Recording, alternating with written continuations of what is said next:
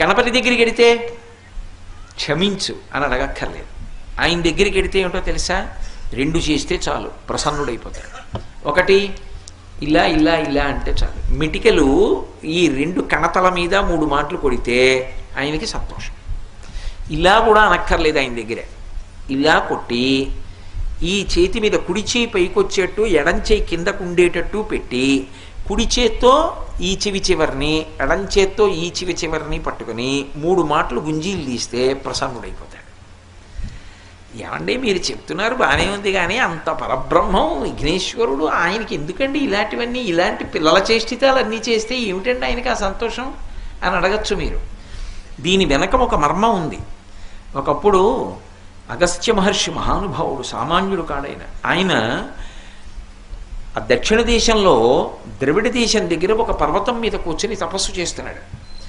ద్రవిడ